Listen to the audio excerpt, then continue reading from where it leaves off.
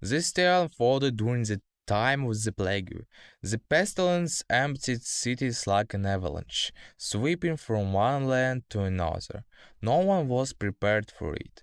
No one had expected such devastation. The plague came without warning, claiming all in its path, sparing none. The first of all were always the children and the weak, then all the rest. The greatest medical minds of the age struggled to halt the contagion, but nothing availed. Prayers and rituals proved just as powerless. Priests proclaimed that God had grown disillusioned with mankind and sent the pestilence to cleanse the world. Madmen screamed of the end time. Driven to despair, many took their own lives, some out of fear, others simply unwilling to become the plague's victims. Another portion resigned themselves to fate, abandoning all work of merely going through the motions of living. Only stubborn few still fought, despite the failures of physicians and priests alike. To an outside observer, untouched by the horror, it might have seemed as though the world had gone mad. Some threw themselves into noses, others sat motionless, others, others sat motionless like dolls. Still others mimicked their daily routines, puppets under the sway of an unseen puppeteer. Take the blacksmith, for instance. He hammered at his anvil, striking with all his might to forge a sword sharper and stronger than any before. But why? What use would this fine blade be to some brave lad who might soon lay down his life for his homeland? Yet the blacksmith clung to hope. The noble youth would wield this sword, hopes that he would live to forge many more. From time to time, doubt flickered in his eyes. He would pause, lost in thought that shake it off and return to his work. But the unease lingered. Then there was the seamstress. The said sewn dresses suit one might well ask, for whom? But by now it was mere habit. She had no hope left, only the mechanical repetition of her craft. If death came for her, so be it, God's will. Yet she trembled at the mere mention of the plague, terrified of its gruesome embrace. But more than once she had considered ending her own life, but her spirit was too weak. Of course, she too sometimes dreamed of better days, of stitching gowns for fine ladies again, of sewing garments for the poor and needy, but all such hopes shattered whenever she saw another coffin carried down the street, another torn off the bill. Now she sewed jackets and dresses that no one would ever wear save perhaps the dead. One need not look far for more of these dolls. Take Dolores the Beauty, a dancer from an old tavern, once famed for her angelic innocence, a little foolish at times, yet beloved by all for her kindness. Now her pale skin had dulled, her once bright blue eyes staring blankly into nothing. Her full figure had withered to little more than skin and bones.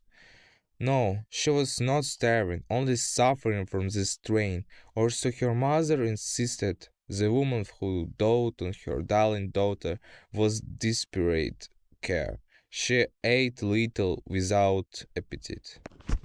And then there were the Sui. They had always existed, so God's love forbade such an act. Yet some, like the perpetually drunk young Gregory, chose this terrible fate. A rake, a frequenter of balls and beds, ever the merry soul, Gregory had come to a grim conclusion. Better to die a sinner than surrender to the pestilence. He saw no reason to go on, no hope for the future. He wanted to believe the plague would pass, that he would dance at balls again, that he would once more sleep beneath the skirts of lovely maidens. But at the sight of corpses in the streets, tears welled in his eyes and his face shattered like glass. Gregory looked at the nose hanging from the beam, stepped onto the stool, and slipped his head inside. One last glance out the window once it had offered a splendid view of the city, but now only grey houses and gloom remained. How long has the plague been here? Those who had seen its arrival could not say. They slept beneath the ears, but Gregory would not meet the pestilence. One kick and he would be gone into oblivion. And now we come to the guest of honor at this carnival of horror and suffering, the pestilence itself. A walking corpse, its face swollen and plum-colored. It drifting through the city, a dark mist slipping from beneath its grey shroud, creeping into every home, infecting all within. In its hand it carried an open sack, into which the souls of the dead poured, rising from the houses as white wisps of smoke. Its one intact eye darted in every direction, seeking out the living and overseeing the flow of the dead. Two hideouts, hunchbacked dwarfs, circled the pestilence, heralding its arrival.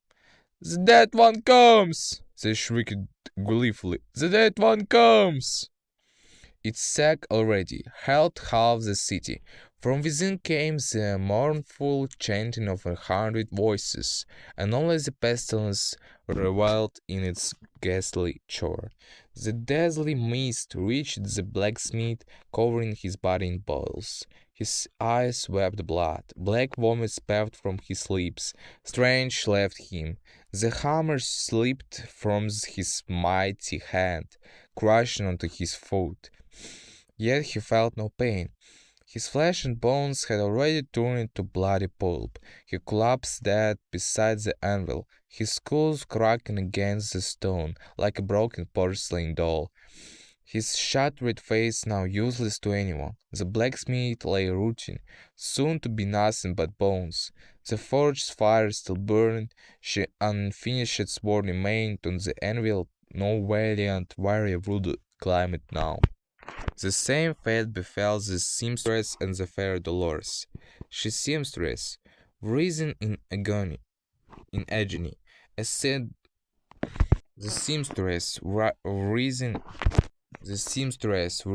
in agony, accidentally pierced her boils, her flailing hand knocking over a jar of needless, hastening her end. Black red blood painted the walls of her shop. Poor Dolores only lodged hysterically, her body now like a sack of potatoes. She raised her arms to the heavens and cried, "May the Lord care for me at least in his domain." Then she couched up black sludge and closed her eyes forever. Another city had fallen to the plague. Another sack was full. The pestilence handed it off to the dwarfs and moved on, softly humming a lullaby. Ahead lay countless more souls, good and wicked, sweat and bitter. Ahead lay countless more souls, good and wicked, sweet and bitter, bright and dark. The time would come when it gathered every last one, unless, of course, someone rose to stop it. But the pestilence hoped to finish its work first. Thank you for watching. Subscribe to the channel. Place your finger up. We'll see next time. Thank you for watching.